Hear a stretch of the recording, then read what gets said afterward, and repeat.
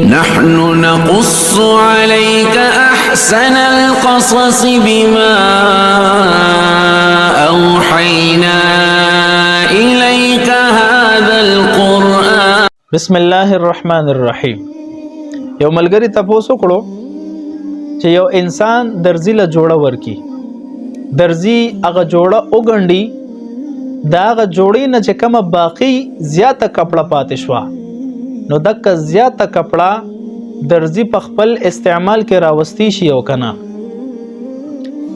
همدک شان مستری دی، سړی وته گاډي اودرولو، د گاډي نه یو خرابه پرزه بهر کړه، بل پرزه پکې ولګوله، نو دا کومه خرابه پرزه چې مصری سره پاتې شوه، نو دا مصری دا پرزه د مالک د اجازت نه بغیر خپل استعمال کې راوستی شي او کنه.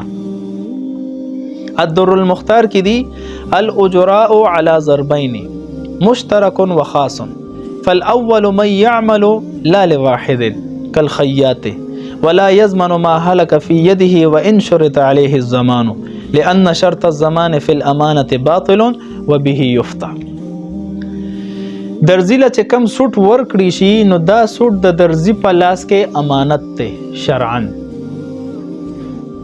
دې درزی ته دومره مقدار تصرف او حق حاصل لې چې د گاګ د منشا مطابق داغه د اډر مطابق دا جوړه کټ کی اک کشان سلی ولو کی، د دې نه زیات اختیار درزی ته حاصل نه دی، او دغه ګندلو او د دې جوړې د کټ کولو د دې مکمل اجرت درزی ته ملاویږي. د دې نه علاوه چې کومه کپړه زیاته پاتې شي، نو دا دغه گاګ حق ته اصل ملکیت داغه دی، نو دا اصل گاګ د اجازت نه بغیر دا باقی مانده کپڑا د درزی په خپل استعمال کې راوستل غواړي، د لپاره دا جایز نه دی، او داغه د اجازت نه بغیر دا د استعمال کې راوستا دا د ګناه کبیره مرتکب شو.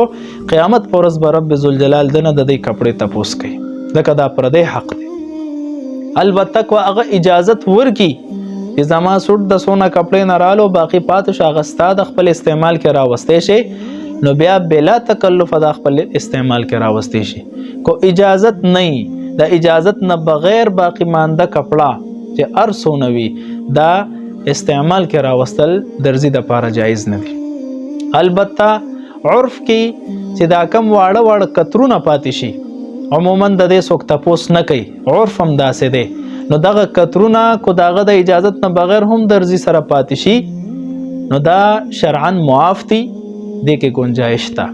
خو لیکن دومره کپړه چې داغه نه سنا سیس جوړې دي شي، هغه کې د مالک اجازت ضروری دی، خو د مالک اجازت نه دا په خپل استعمال کې راوستل جایز نه دی.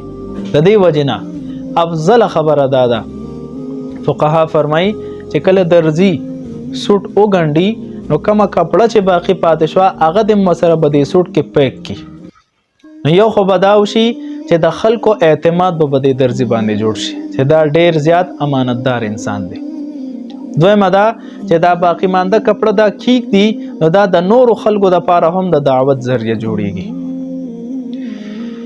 همدک کشان حکم د مستریم دی، خراب پرزه د گاډي نه اوخکا او نوې پرزه واچوله، نو دا خراب پرزه کو د مالک اجازت وته نه، نو دا مصری په خپل استعمال کې نشي راوسته، جایز ولا نه دی. او کو د مالک اجازت ملو شو، صراحتن اجازت یا ضمنن اشارتن اجازت ملو شو، به خپل استعمال کې راوستي شي. والسلام.